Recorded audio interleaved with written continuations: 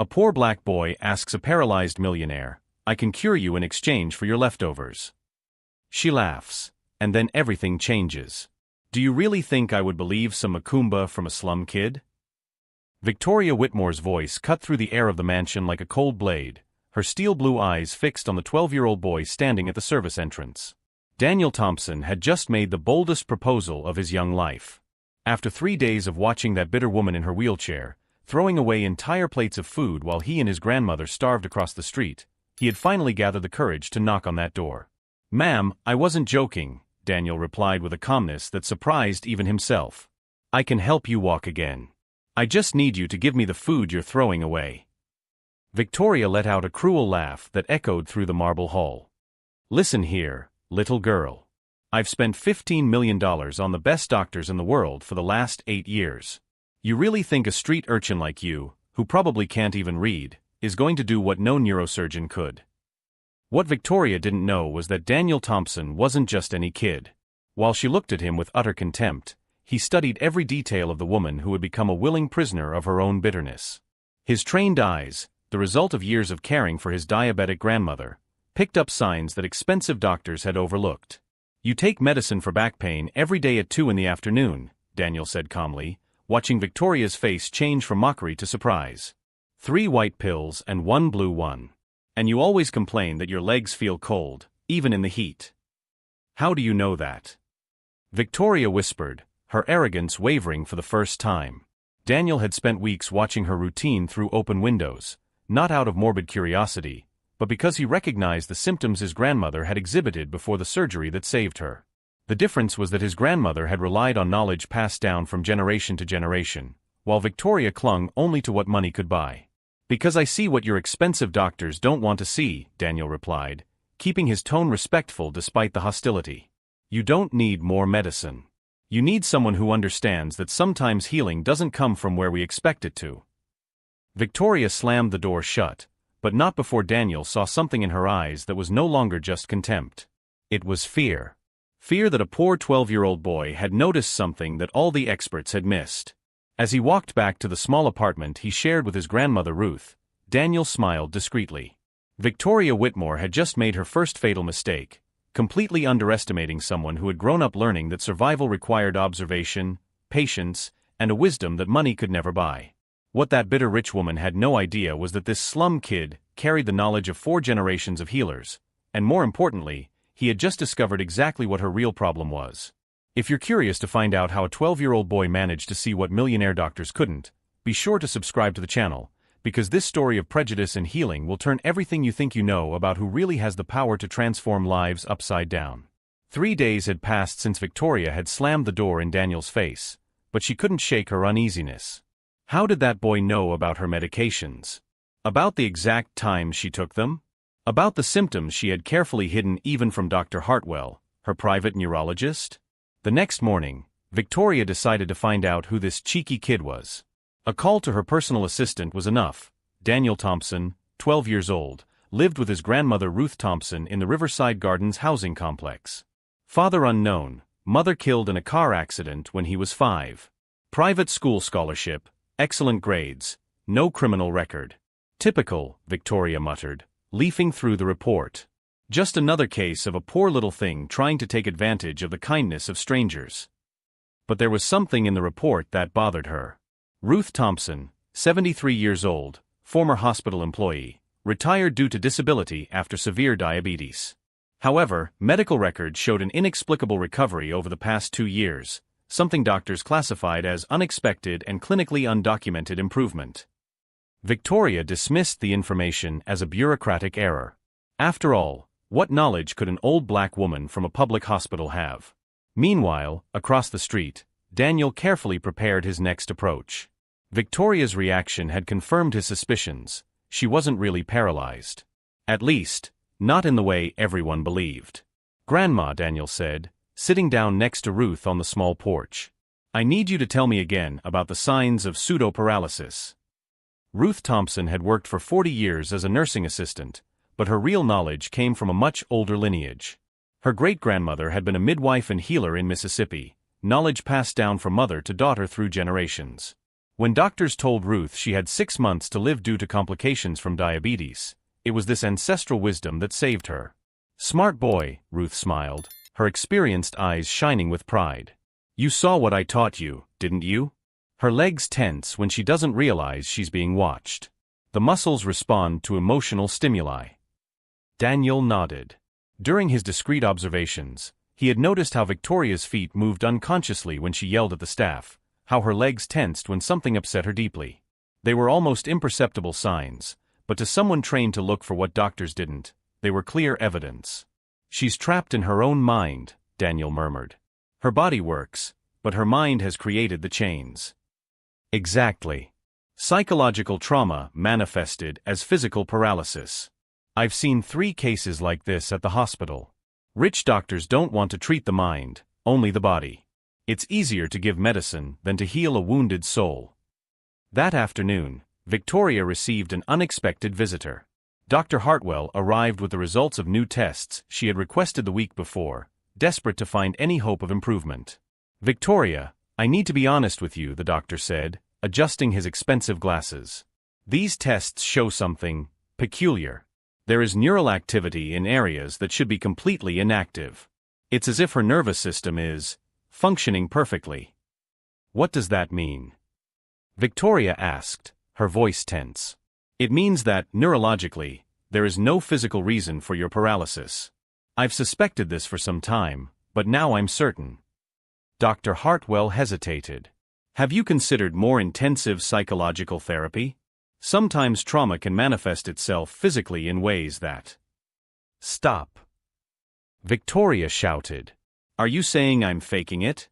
That I've spent 8 years in this chair for fun?" "No, that's not it. Your paralysis is real, but the cause may be psychosomatic. With the right treatment—" Victoria dismissed the doctor before he could finish his sentence. The truth hurt more than any terminal diagnosis. If her paralysis was mental, that meant she had wasted 8 years of her life hiding behind a self-imposed disability. Worse, it meant that a poor 12-year-old boy had diagnosed in minutes what she had denied for years. That night, Victoria found herself staring out her bedroom window, watching the modest apartment where Daniel lived.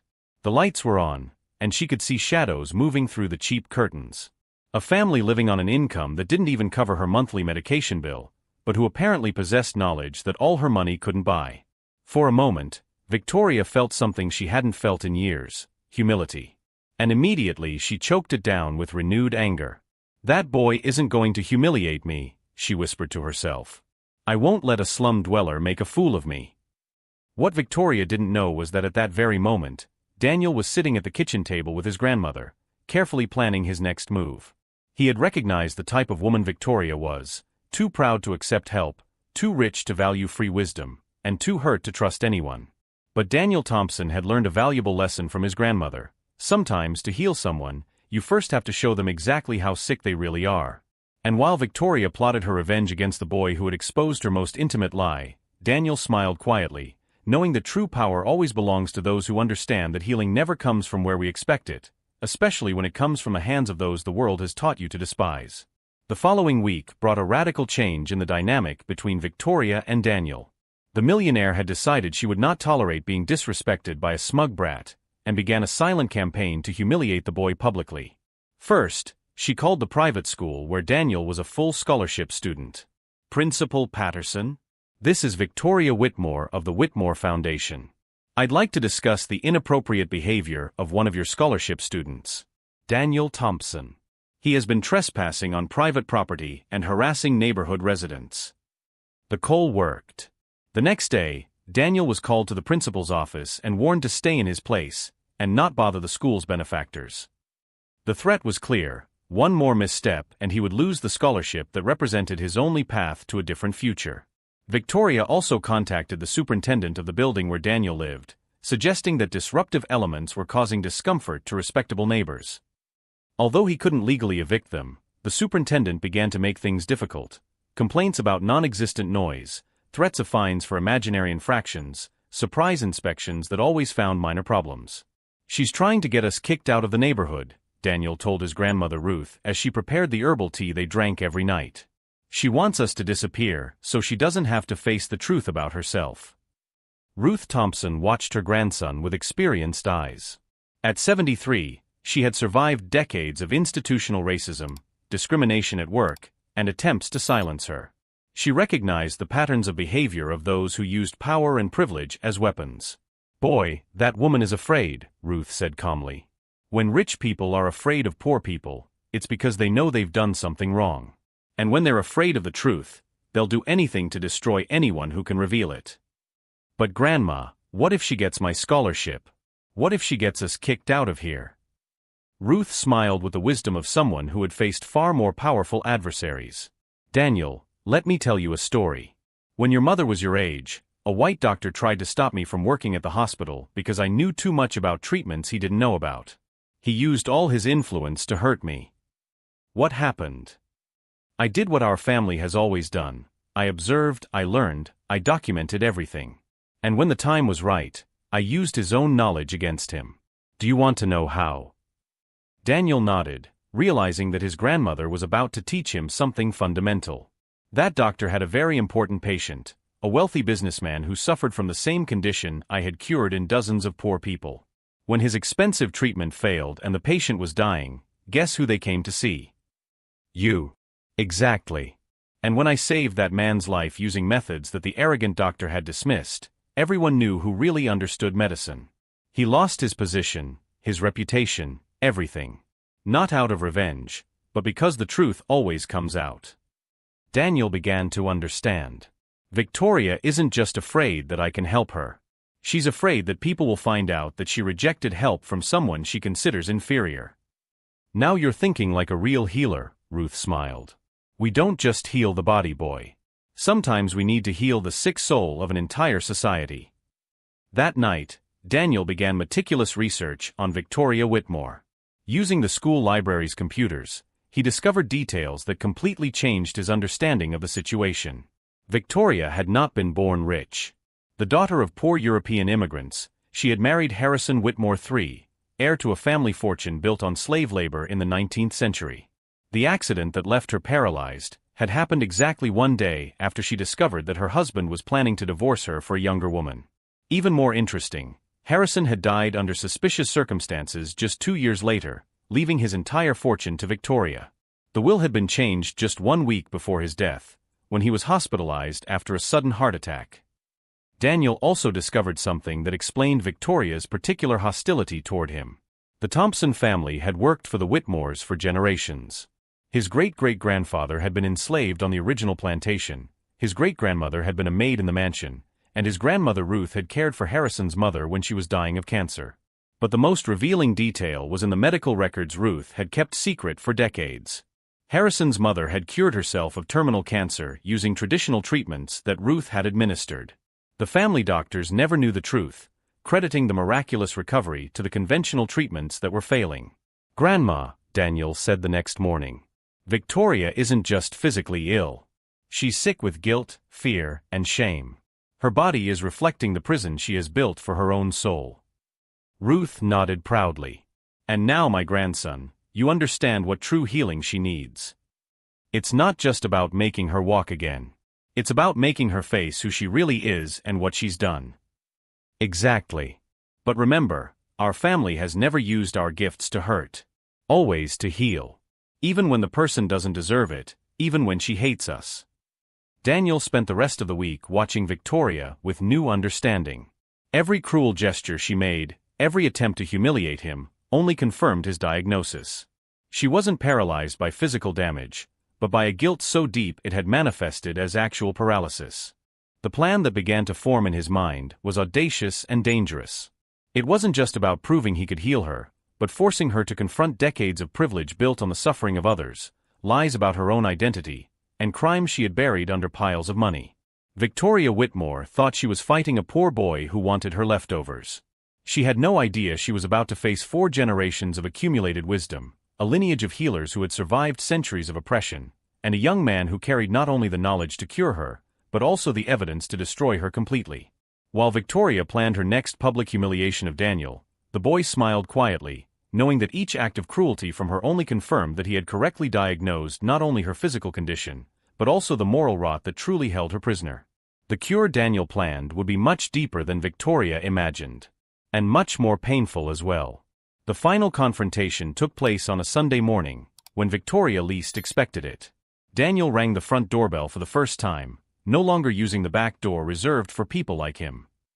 When Victoria opened the door, she found not only Daniel, but also Ruth Thompson and a third person who made her blood run cold, Dr. Patricia Williams, the neurologist who had secretly treated Harrison's mother years earlier. "Good morning, Victoria," Daniel said calmly. "I've come to keep my promise. Today is the day you're going to walk again."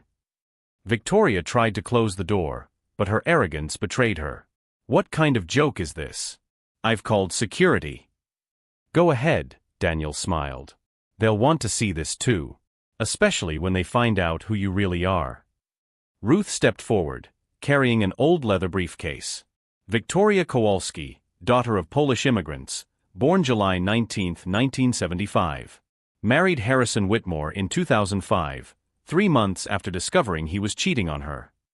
Victoria's face paled. No one had known her real name for decades. "The accident that left you paralyzed happened exactly 1 day after you discovered Harrison was planning to divorce you," Daniel continued. "Very convenient, don't you think?" Dr. Williams opened a medical file. "I treated Harrison's mother when she was dying of cancer. Ruth here was the one who actually cured her, but the family never knew. I kept all the records, including the neurological tests I performed on you after the accident." "Your tests always showed normal neural activity," Dr. Williams said coldly.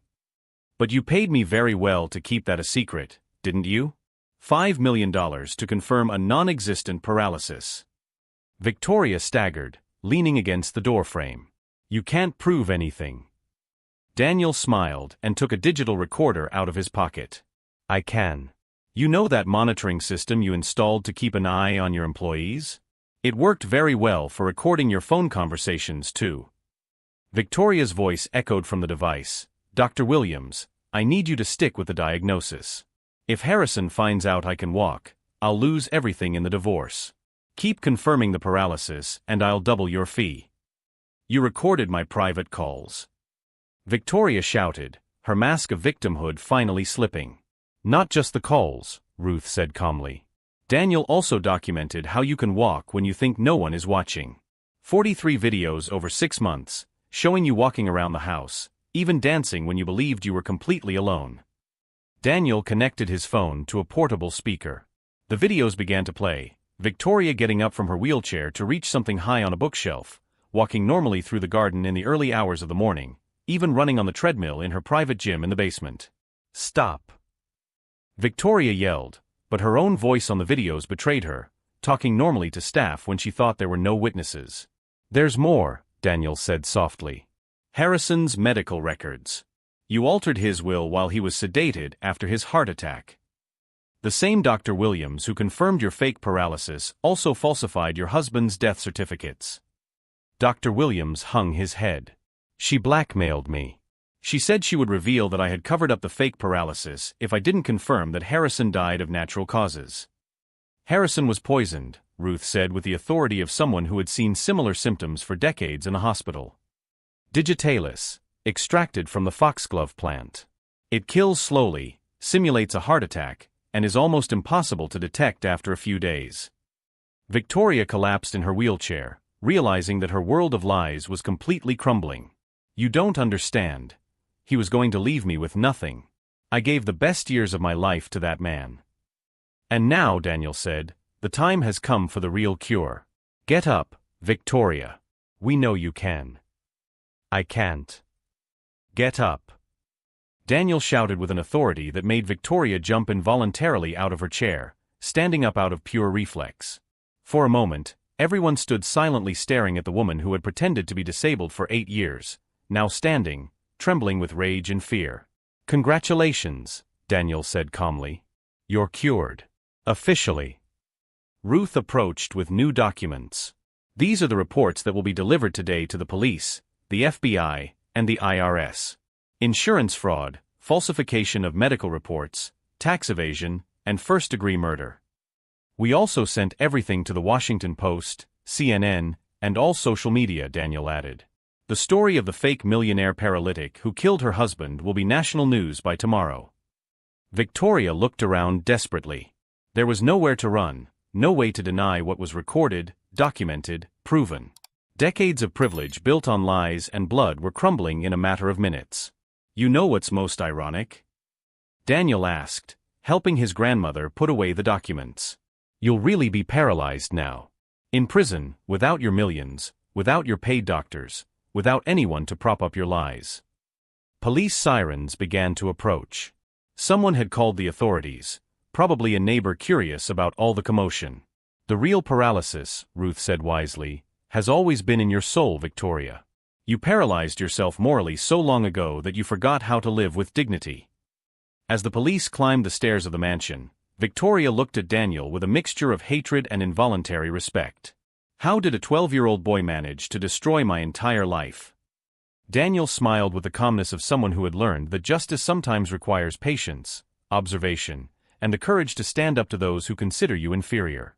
Very simple, he replied. You completely underestimated someone who grew up knowing that survival requires intelligence, not privilege. And you forgot that sometimes the most powerful remedies come from where we least expect them. In the center of that marble hall where arrogance disguised as victimization once reigned, a new reality was now taking shape, like a symphony that finally finds its harmony after years of dissonant notes, proving that true justice knows no color, social class, or limitations imposed by those who confuse money with impunity. 6 months after Victoria Whitmore's spectacular collapse, the transformation was more dramatic than any Hollywood screenwriter could have imagined. The mansion that once symbolized privilege and arrogance now housed the Ruth Thompson Community Center, funded by Victoria's assets confiscated by the FBI. Daniel, at 14, had become the youngest student in Harvard's history, with a full scholarship to study medicine. But what made Ruth most proud was that her grandson had turned down dozens of million-dollar offers to give interviews, preferring to continue learning the secrets of generations of healers. Victoria, who had once discarded expensive dishes while children went hungry, now shared a 2-square-meter cell in the federal penitentiary. 25 years in prison for first-degree murder would give her plenty of time to reflect on how she had wasted a lifetime building power on lies. The trial had become a worldwide phenomenon. The millionaire fake paralytic, who had fooled the medical system and murdered her husband, became a symbol of how arrogance destroys those who underestimate others. But what really captured the public imagination was the contrast between the wisdom of a 12-year-old boy and the ignorance of a woman who had spent $15 million looking for cures that existed next door. Dr. Patricia Williams, the neurologist blackmailed by Victoria, now worked voluntarily at the community center. Daniel showed me that I spent 40 years looking only at machines, she confessed in a national interview. I forgot that real medicine begins with observing the whole patient. That boy taught me more in 6 months than I learned in decades of expensive specializations. Dr. Hartwell, who had accepted payments to confirm false diagnoses, lost his medical license and now worked as a pharmacy clerk. It was the perfect irony for someone who had scorned unscientific treatments while participating in a multi-million-dollar medical scam.